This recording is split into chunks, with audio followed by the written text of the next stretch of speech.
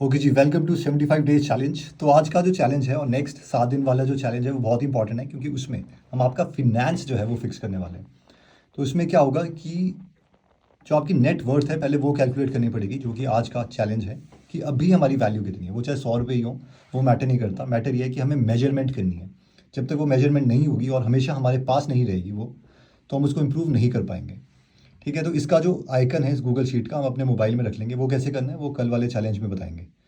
लेकिन अभी जो है आज सिर्फ आपको ये फोकस करना है। हो सकता है आप गूगल शीट से फैमिलियर ना हो और इसमें 1-2 घंटे लग जाएं, बट जितना भी लगेगा ये प्लीज़ आप फिक्स कर लीजिएगा, क्योंकि इवेंचुअली जो भी हम सारी चीज़ें करें वो कहीं ना कहीं फाइनेंसिस को ऑप्टिमाइज़ करने के लिए ही कर रहे हैं। तो इवेंचुअली जब आपका शीट बन जाएगी, और तो मैं शीट का लिंक भी दूंगा, तो यहाँ पर मैंने एग्जांपल लिया है कि राहुल के पास शेयर्स और म्यूचुअल फंड इतने के हैं, एफडी इतने की है, पीपीएफ इतने की है, कैश इतने का है। तो एलआईसी वगैरह जो भी है वो आप डाल सकते हो यहाँ पे, और उसकी टोटल वेल्थ जो है वो इतनी की होगी। वो क्या हुआ, this plus this plus this plus this. और ये जो म्यूचुअल फंड वगैरह हैं वो हमने दूसरी शीट में डाला है। आप नीचे देखोगे यहाँ पे, इसको क्लिक किया तो यहाँ पर उसके म्यूचुअल फंड है। तो हो सकता है आपने यूएस में भी इन्वेस्ट किया हो, आईएनडी मनी से हो जाता है उसमें, इंडिया में भी किया हो, और जो म्यूचुअल फंड्स हैं उसमें भी आपने इन्वेस्ट किया हो। तो ये जो सारी चीज़ें हैं वो यहाँ पर है। तो ये जो ऑटोमेटिकली प्राइसेस हैं यहाँ पे, शेयर आपने कितने लिए हैं वो डालना है। जो प्राइस है वो ऑटोमेटिकली उठाता है। तो ऑटोमेटिकली कैसे उठाता है उसके लिए मैं आपको एक फॉर्मूला बताता हूँ, अगर आप इस शीट में कुछ मॉडिफिकेशन करते हो। वैसे तो सबको सिंपल ये वाला फॉर्मूला नहीं पता होता, मैक्सिमम जो चीज़ें वो पता होता है। तो एक फंक्शन है which is known as Google finance. तो गूगल फिनेंस में जब आप is equal to Google finance लिखते हो तो आपको बस कंपनी का या म्यूचुअल फंड का टिकर सिंबल डालना है। तो हर कंपनी या म्यूचुअल फंड का एक टिकर सिंबल होता है, एक सिंबल होता है जिससे उसको डिनोट किया जाता है। फॉर एग्जांपल जैसे कि सॉर्ट ऑफ सिंबल्स होते हैं फ्लाइट्स वगैरह के, या एचपी हो गया हिमाचल प्रदेश, और यूपी हो गया उत्तर प्रदेश। गाड़ियों के भी जैसे सॉर्ट ऑफ सिंबल्स होते हैं, राइट। तो उसके बाद आपको एट्रीब्यूट लिखना है। तो टिकर सिंबल एट्रीब्यूट, एट्रीब्यूट में आप प्राइस लिख सकते हो या नेम लिख सकते हो। तो अभी हम क्या करेंगे, लेट से टिकर सिंबल मुझे कैसे पता चलेगा। तो मैंने यहाँ पे लिखा गूगल में आया रिलायंस टिकर सिंबल, क्योंकि मैंने रिलायंस में लेट से इन्वेस्ट करे थे। मैंने करे नहीं है, मैं सिंपल एग्जांपल दे रहा हूँ। तो यहाँ पर आ जाएगा वो रिलायंस, तो उसका जो टिकर सिंबल है वो रिलायंस ही है। वैसे ही अगर मुझे किसी म्यूचुअल फंड का टिकर सिंबल पता करना है तो मैं यहाँ करूँगा SBI Nifty index fund direct growth टिकर सिंबल। तो जब मैंने ये लिखा तो यहाँ पर ये जो लंबा सा आया है, ये जो है ये टिकर सिंबल है इस म्यूचुअल फंड का। तो मैं आपको एग्जांपल देता हूँ। फॉर एग्जांपल मुझे क्या करना था, मुझे रिलायंस का टिकर सिंबल या इसका, हाँ, रिलायंस का प्राइस करना है। तो मैं क्या करूँगा, रिलायंस का टिकर सिंबल जो है वो रिलायंस ही है।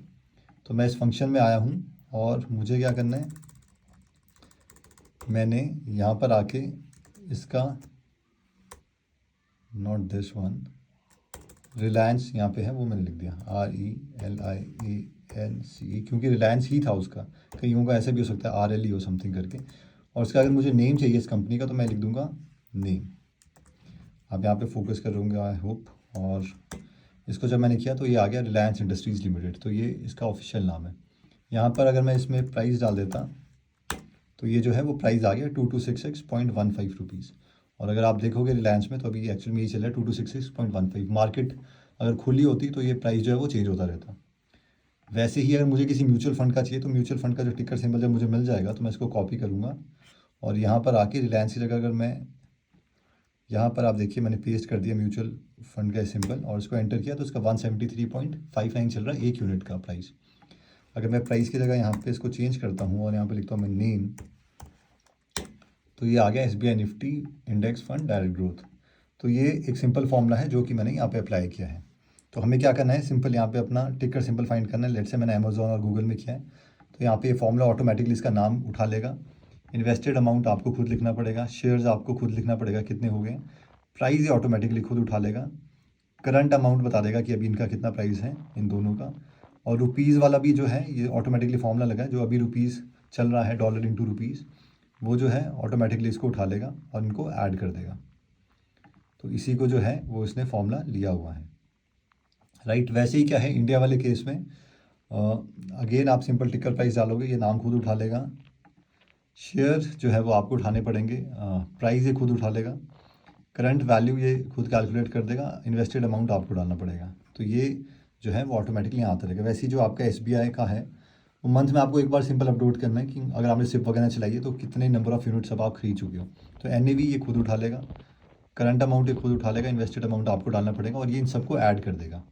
ये जो टोटल अमाउंट है वो दिस, इसमें जो रुपीज़ है वो यूएस में, ये वाला जो अमाउंट है नॉर्मल आपके इंडिया में और म्यूचुअल फंड में, हो सकता है म्यूचुअल फंड ही हो। तो ये तीनों को ऐड कर रहा है। मैं दोबारा बताता हूँ, 1 यूएस, इंडिया एंड दिस, ये वाला म्यूचुअल फंड, और ये सारा ऐड करके यहाँ पे आ गया। और ये वाला जो नंबर है आपका, ये यहाँ पर आ रहा है, और फाइनली इन तीनों को ये ऐड कर रहा है। तो इस तरीके से ये चीज़ चल रही है। इसमें आप मॉडिफिकेशन कर सकते हैं, अपनी फैमिली का डालना है तो एक और शीट करके ऐड कर सकते हैं, बट अभी सिंपल एक बनाइए। अगर आपने पहले शीट्स नहीं बनाई, अगर आपने बनाई है तो आपको ईजी लगेगा। और यहाँ पर क्या करना है, update invested amount in units every month, ये मैंने लिखा है कि हर मंथ आपको बस एक ही बार अपडेट करना है, रोज़ करने की ज़रूरत नहीं है, ताकि आपको ओवरऑल पता चले कि नंबर क्या है। और इसका जो शीट का लिंक है वो हम मोबाइल में डालेंगे, वो कल का चैलेंज है, बट आज आप ये क्रिएट कीजिए और बस येस और नो लिखिएगा, जो गूगल फॉर्म भी होगा नीचे। इसकी शीट का लिंक भी दे दूंगा, गूगल फॉर्म का भी, कि आपने एक्चुअल में ये करा कि नहीं करा, क्योंकि बहुत इंपॉर्टेंट है। और ये टाइम लगता है, बैंक में जाके यार सारी एफडी कौन देखे, नेट बैंकिंग नहीं चल रही, कुछ नहीं चल रही, हो सकता है फिर आपको 1-2 दिन लग जाए, बट इसको आप जो है कंप्लीट कर लीजिएगा, क्योंकि इसके बिना फिर आगे कुछ होगा ही नहीं। जब तक आपको पता ही नहीं चलेगा कि आप इम्प्रूव क्या कर रहे हो, तो फिर आप क्या इम्प्रूव करोगे। तो आई होप आपको एक वैल्यू लगी होगी इसमें। मिलते हैं दोबारा कल। जय हिंद।